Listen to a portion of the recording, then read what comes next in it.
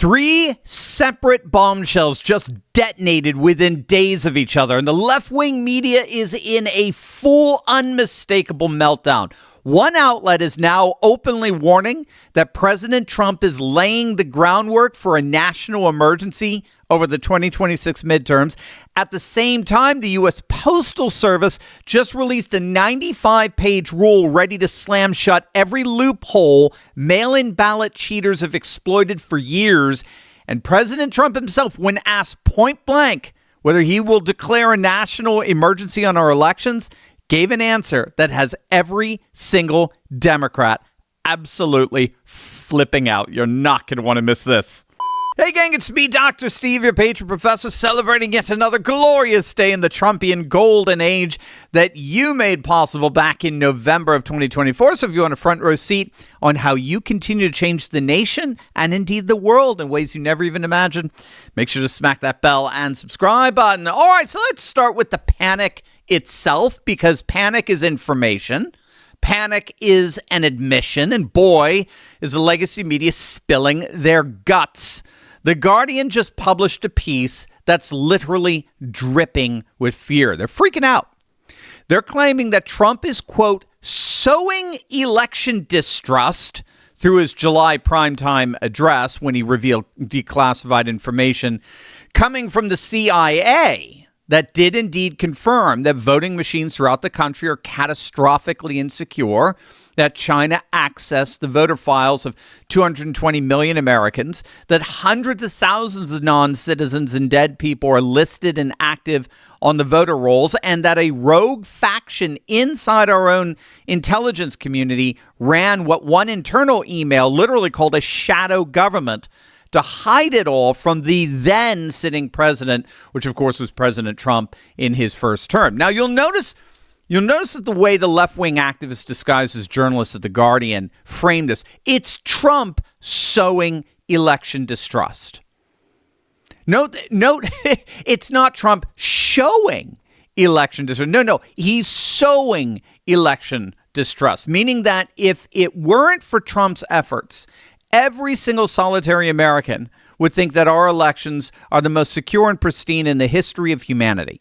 Yep. Yeah. Even in California, a place where it takes 6 weeks to count its ballots. Yep. Even in does The Guardian have any issue with California? None at all. Of course not. They root for California. They love California's system. Nope. It's all President Trump's fault. He's the one, not California, not Democrats, not the 3 a.m. ballot dumps, not even The Guardian itself. Lest we forget, it was The Guardian that was one of the most aggressive promoters of the Trump-Russia collusion hoax for years. The Guardian's lead reporter on this beat, Luke Harding, actually went on to write the 2017 book entitled Collusion: How Russia Helped Donald Trump Win. No one pimped out more over the Russian collusion hoax and the supposedly rigged election of 2016 than The Guardian. But no, it's Trump who's the one sowing the seeds of election distrust. And so according to their own reporting, voting rights experts, yes, that's the term they use, voting rights experts, whatever the hell that means, voting rights experts and Democrat officials believe that this administration's documents, its rhetoric, and Trump's refusal to deny an emergency declaration are all building toward one single ultimate outcome: federal control over the November midterms. Federal control, the federalizing of the midterms. That is what The Guardian is flipping out over. They're petrified that based on everything they see Trump doing, that he is indeed going to declare a national emergency and federalize the midterms. Now, we've talked about this before, but what makes a national emergency declaration so unique is that it's able to bypass both the courts and Congress. So, as you know, a traditional EO, an executive order, can be challenged in court. It can get struck down by a judge and the like.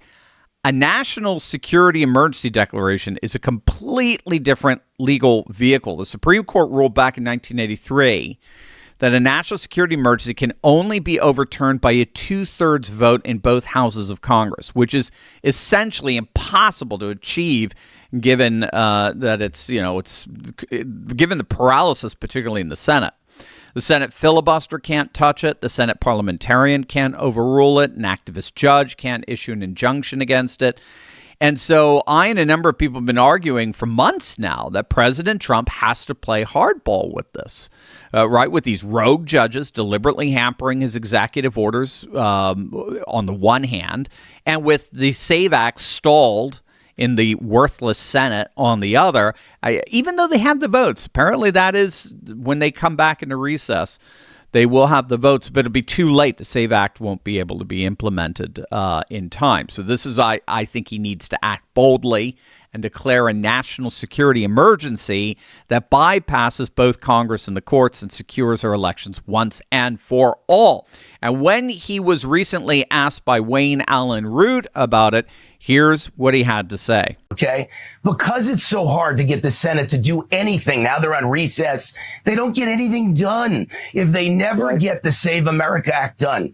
You have the right to declare a national security emergency for elections.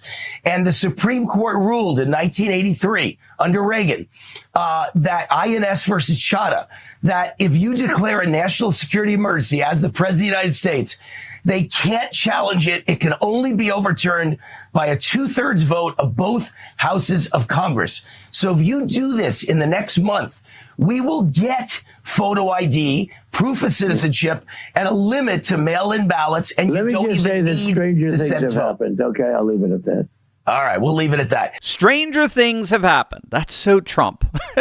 Are you considering declaring a national security emergency? Well, stranger things have happened. Let's leave it at that. That response is absolutely flipping out the left-wing media, especially since the state of New Jersey just admitted to having over 6,000 non-citizens on their voter rolls. And they tried to blame a software glitch. So basically what happened is you had these motor vehicles, people getting licenses, non-citizens getting licenses, and then they put on their application that they're non-citizens so they don't get automatically registered to vote. Well, 6,000 of them, it's apparently much more than that, but 6,000 of them did get registered to vote. And they blamed a software glitch. Only the software company has proof that the software worked perfectly and that the only way those names of non-citizens ended up on Jersey's voter rolls is because someone or some individuals put them there. It was obviously not a computer glitch, and it was obviously not a human error. It was intentional.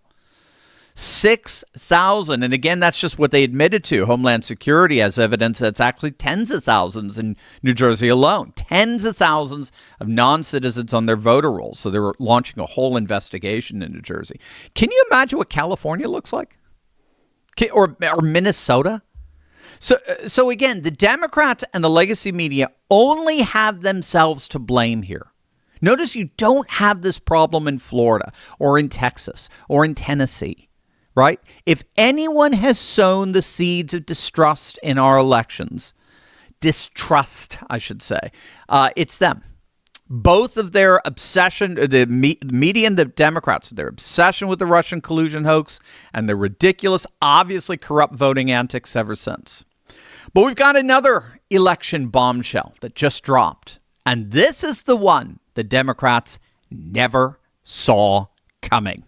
But first, did you hear this week about the 2 deaths in Michigan from the Cyclospora parasite? Are you familiar with this? It's crazy. The CDC has more than 18,000 confirmed cases. You may have heard about this explosive diarrhea outbreak in the U.S. this summer.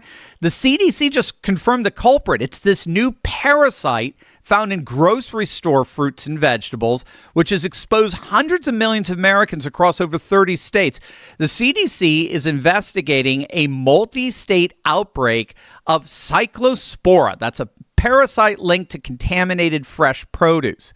It could cause severe diarrhea, stomach cramps, nausea, fatigue, and other debilitating symptoms. Now, if you get sick, the CDC recommends a standard antibiotic. Most people know it by its brand name, Bactrim. And that's why the wellness company created the medical emergency kit with generic Bactrim plus several other additional prescription medications to help treat more than 25 common illnesses and medical emergencies, all prescribed before you need them. Getting your kit is simple. Complete a secure online medical questionnaire. If approved by a licensed physician, your kit ships directly to your door. Don't wait until you're sick to wish you were prepared. Visit twc.health/Turley and use code Turley to save up to $45 off plus free shipping. Kits available to U.S. residents only. As President Trump considers declaring a national emergency to federalize the midterms, the United States Postal Service just dropped a 95-page ruling on how it will handle mail-in ballots, and it's designed to take immediate effect the moment courts lift these absurd injunctions currently blocking it, which the Supreme Court is almost going to have to intervene with, and we're talking just in the next couple of weeks. Under the new rule, the U.S. Postal Service would flat out refuse to deliver ballots in states that don't comply with the new standards. It's just that simple. The post office is a federal department, right? It's always been. And if you're a state like California or Minnesota or New York that refuses to comply with the directives of the federal government in regulating mail-in ballots, then you are not getting any. It's that simple. Another federal agency, the U.S. Post Service, is not going to cooperate. And timing is everything here. States like Virginia, Pennsylvania, they're set to start pushing mail ballots out within the next month. So if the Supreme Court moves fast, the U.S. Postal Service has said it is ready and eager to flip the switch immediately. Now, make no mistake, this isn't some vague bureaucratic gesture. The new rule creates a federal mail-in ballot portal requiring officials to log data on every outbound federal mail-in ballot before it is ever sent. That's a direct shot at the 8 universal mail-in voting states that currently blast ballots to every name on the rolls, dead or alive, citizen or not. It also imposes strict envelope design standards, including security barcodes to guarantee authenticity and track ballots through the system. United States Postal Service employees would then verify every mailed ballot against that federal portal and check envelope compliance, bouncing back anything that doesn't match. Now, put all three pieces on the table at once here, right? You've got the House already forced through the Save America Act by attaching it to a national security appropriations bill, so that clears the Senate filibuster with a simple majority vote. The reconciliation vehicle is built. The votes in the Senate, 50+1, are reportedly there. Then you've got Trump issuing a national security emergency declaration. And then right on cue, you've got the United States Postal Service dropping a 95-page document ready to enforce brand new ballot security standards the instant the courts get out of the way. So again, this is the three. I mean, these are not three unrelated headlines. This is one coordinated machine built piece by piece, designed to be immune from the very courts and Democrat lawfare that have kept election reform locked in a cage for years. Bottom line, the Guardian is panicking because they see it. They see what's happening. The jig is up. Democrats are panicking because they see it. The only question left now is timing. Does Trump wait for the Supreme Court to formally lift the injunctions blocking the United States Postal Service's rule? Or does he use a national security emergency declaration to bulldoze past the whole legal logjam entirely? Either way, gang, the fight for free and fair elections in this country is entering its final and most consequential phase. The House did its job. The Senate apparently has the votes. The declassified evidence is on the table. The Postal Service is standing by, document in hand, ready the second the gavel drops. And the President of the United States has already told us in his own words, We got this. We're going to get this done one way or another. So what do you guys think? Let me know in the comments down below. And as always, make sure to smack that bell and subscribe button for breaking news and analysis you're not going to get anywhere else. Love you guys. God bless. You've got enough on your plate. You shouldn't have to babysit the news cycle too. Let me carry that noise for you. I'll sift it, I'll watch it, and I'll tell you what really matters for your home so you can lead in peace, not panic. Hit the link below and get my Patriot Alerts, and let me help you protect your family with clarity every single day.